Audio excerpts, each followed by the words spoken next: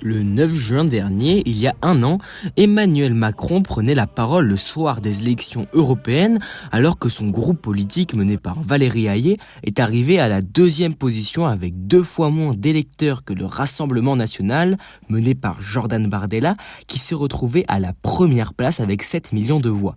Il a pris la parole pour annoncer la dissolution de l'Assemblée nationale, je vous explique. Après avoir procédé aux consultations prévues à l'article 12 de notre Constitution, je dissous donc ce soir l'Assemblée nationale. Mais alors, cette décision était-elle prévue? Que s'est-il passé depuis un an? Et même, qu'est-ce qu'une dissolution? Je vais répondre à tout aujourd'hui. En France, il y a ce qu'on appelle l'équilibre des pouvoirs, qui est un véritable pilier de la démocratie. Il y a 3 types de pouvoirs. L'exécutif, qui est le pouvoir de mettre en œuvre les lois et de gérer l'administration, qui est gérée par le président de la République et aussi le gouvernement.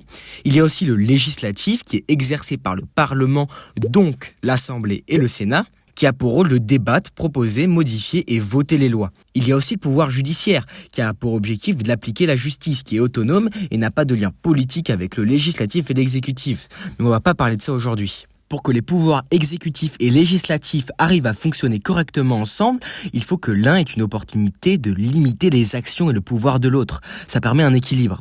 L'Assemblée a le pouvoir de censurer le gouvernement avec une majorité absolue de vote, ce qui entraîne une démission du gouvernement et le président devra nommer un autre Premier ministre.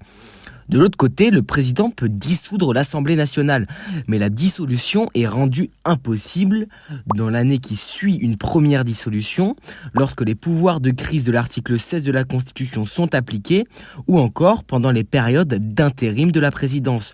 Donc techniquement, aujourd'hui, ce 9 juin 2025, un an après la dissolution, Emmanuel Macron peut une nouvelle fois dissoudre l'Assemblée. Eh bien, on ne sait pas vraiment. Lors de son discours de nouvelle année 2025, il a annoncé avoir dissous pour redonner la parole et ainsi retrouver de la clarté et éviter un immobilisme qui menaçait. Mais est-ce vraiment ça ? Ce monsieur, c'est Alexis Brézet, directeur des rédactions du journal Le Figaro, et selon lui, c'est parce que le président n'a pas aimé perdre qu'il a décidé de dissoudre. C'est parce qu'il a perdu et qu'il ne supporte pas d'avoir perdu. C'est aussi simple que ça. Alors. C'est l'explication, à mon sens, est essentiellement, pas uniquement, rien, aucun phénomène n'a qu'une seule cause, mais essentiellement psychologique. Pourtant, Brigitte Macron, passant sur RTL, a démenti cette théorie en promettant que c'était une décision réfléchie qu'il avait consultée durant plusieurs semaines. Ce n'est pas un coup de tête ? Pas du tout. Il n'a pas pris cette décision. Ah non, pas du tout. Parce qu'on a beaucoup lu ça. Il a consulté, ça je peux vous promettre qu'il a consulté. Pendant plusieurs semaines ? Oui. Selon Jean-Philippe Derosier, qui lui est plus à gauche et est un professeur de droit public à l'université de Lille, il fallait une réponse constitutionnelle à la déroute européenne du parti d'Emmanuel Macron. Il avait sans doute prévu ceci et devait soit dissoudre à ce moment-là, parce que l'article 12 de la Constitution prévoit en cas de dissolution un scrutin entre 20 à 40 jours. Et s'il avait attendu, cela serait tombé le 14 juillet 2024, jour de la fête nationale, ou durant les Jeux Olympiques. Politiquement, aller faire voter des Français, soit durant les JO, soit un dimanche du 14 juillet, ce n'est pas le meilleur. On ne sait pas non plus pourquoi le président n'a pas attendu pour dissoudre après les Jeux Olympiques aux alentours de septembre. Après un chapitre calme politiquement des JO, il a fallu attendre le jeudi 5 septembre 2024 pour avoir un nouveau Premier ministre succédant à Gabriel Attal. C'est Michel Barnier. C'est encore à ce jour le Premier ministre le plus âgé de la Ve République. Il avait 73 ans lors de sa nomination.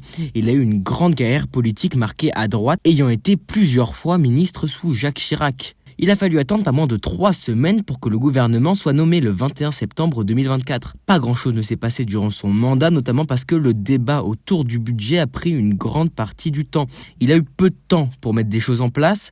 On peut noter une hausse du SMIC de 2%, passant de 1 399 à 1 426 €, ce qu'il avait promis lors de son discours de politique générale, l'abandon d'une réforme constitutionnelle controversée en Nouvelle-Calédonie qui voulait agrandir le corps électoral. Il y a un ministre que l'on a beaucoup vu et que l'on voit encore beaucoup, c'est Bruno Retailleau, élu président des Républicains en mai 2025. À ce moment-là, il voulait changer des choses en parlant de narcotrafic, que l'enquête s'inspire du modèle terroriste et qu'il y ait une création d'un véritable parquet national. Mais le 2 décembre 2024, voici ce qui s'est passé. Pas sur le fondement de l'article 49, alinéa 3 de la Constitution. J'engage la responsabilité du gouvernement, de mon gouvernement, Barnier essaie de faire passer son budget par 49.3 et là, soit ça passe, soit ça casse.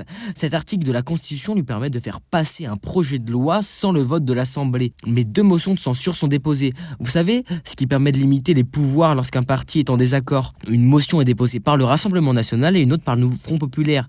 331 députés votent pour le départ du gouvernement Barnier avec la majorité requise à 288. Le 4 décembre, la motion de censure est votée. C'est le Premier ministre qui est resté le moins longtemps. Quelques jours plus tard, le 13 décembre, François Bayrou est nommé Premier ministre et annonce la composition de son gouvernement le 23 décembre, à la veille du réveillon. Il a passé son budget grâce à l'article 49.3.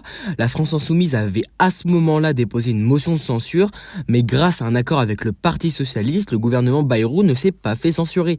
L'objectif de ce budget, c'est de faire passer la dette française, qui est aujourd'hui à plus de 5,4% du PIB, à 3% en 2029. Il a donc dans ce budget augmenté les impôts pour les plus riches, par exemple, et fait certaines coupes budgétaires. Il a récemment proposé une réforme électorale en passant les législatives à la proportionnelle, alors que son socle commun, composé des centristes, Horizon, le parti d'Édouard Philippe et le parti macroniste Ensemble, mené par Gabriel Attal, y est défavorable, tout comme le parti de droite Les Républicains mené par Bruno Retailleau. D'un point de vue médical, à partir du 1er décembre 2025, les fauteuils roulants seront pris en charge par l'assurance maladie.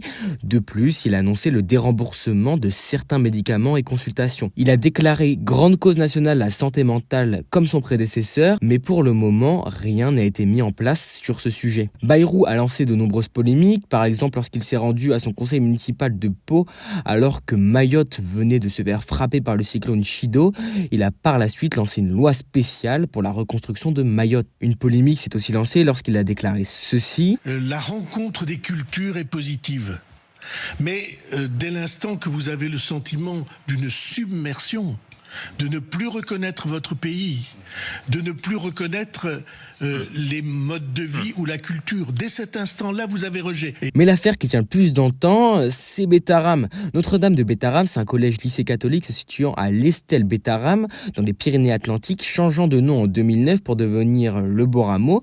Dans le cadre de cette affaire, c'est plus de 200 plaintes qui ont été déposées pour violences et violences sexuelles. On ne va pas refaire l'histoire de ce qu'il s'est passé. Je vous mets des liens en description si vous voulez comprendre l'affaire. Grosso modo, Bayrou a tenu des propos contradictoires avec lui-même dans une courte durée, ce qui fait perdre en popularité et aussi en confiance.